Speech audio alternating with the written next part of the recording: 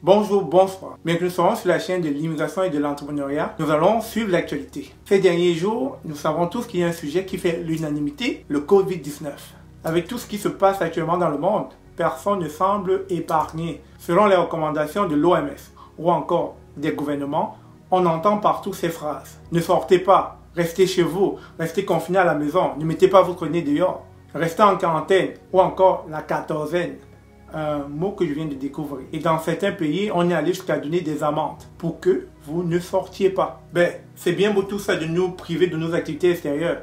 Mais est-ce que quelqu'un nous a dit ce que nous pouvions faire à la maison? Donc, dans cette vidéo, j'ai préparé pour vous les 10 commandements du confinement. Donc, sans plus tarder, nous allons... Stéphane, accorde-moi une minute, s'il te plaît. Oui, avant de le laisser continuer, je tenais à vous présenter le livret qu'il a écrit. Devenez l'entrepreneur que vous avez toujours rêvé d'être. Ce livret est disponible sur Amazon. Ce livret qui est disponible sur Amazon et se lit rapidement vous donnera des bases de savoir si l'entrepreneuriat est fait pour vous ou pas. Sans plus tarder, je vais laisser Stéphane continuer.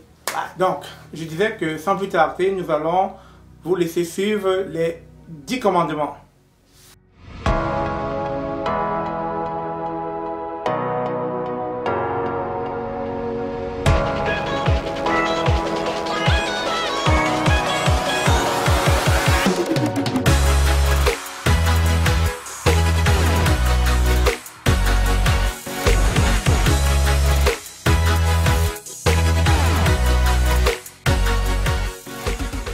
Rapidement, quelles sont les activités que vous pouvez faire si vous restez à la maison? Le premier commandement, vous pouvez faire la cuisine ou le ménage.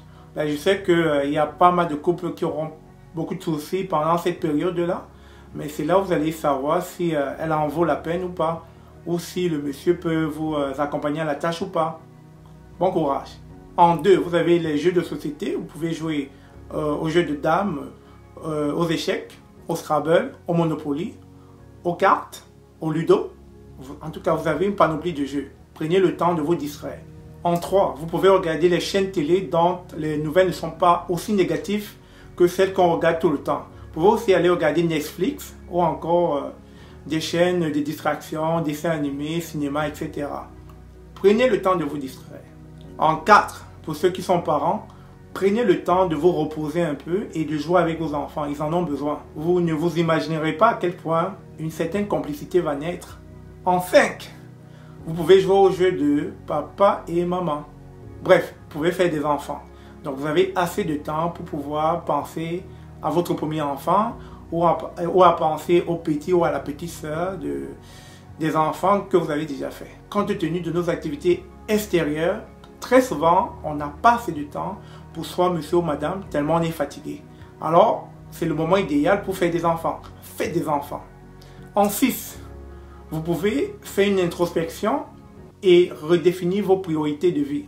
Parce que c'est le moment idéal où vous pouvez un peu mettre une pause à vos affaires ou une pause à la course à l'argent et méditer sur votre situation actuelle afin de lui donner tout un autre sens. En 7, apprenez de nouvelles choses. Vous pouvez apprendre une deuxième langue. Vous pouvez apprendre à faire la cuisine. Vous pouvez apprendre à faire le ménage. Vous pouvez apprendre pas mal de petits trucs, de petites astuces, mais apprenez, apprenez chers amis.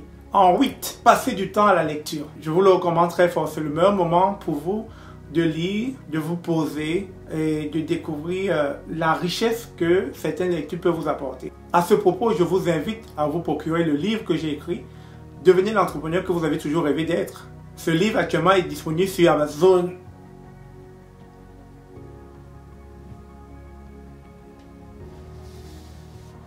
Voilà. En 9, passez du temps au téléphone avec vos proches ou vos amis. Vous ne saurez à quel point ça fait souvent du bien d'être un peu humain. Parce que de nos choix, avec la course à l'argent, parfois on oublie l'essentiel. L'humanité. Et pour finir, en 10, priez. Pour ceux, bien sûr, qui sont croyants, priez. Bah, pour les athées, je ne sais pas, vous croyez en quelque chose quand même. Bon, voilà. Méditez, faites quelque chose. Donc, c'était là les 10 commandements du confinement. Actuellement, vous ne direz pas que vous n'étiez pas au courant. Vous savez maintenant quoi faire si vous restez à la maison. Sur ce, à très bientôt.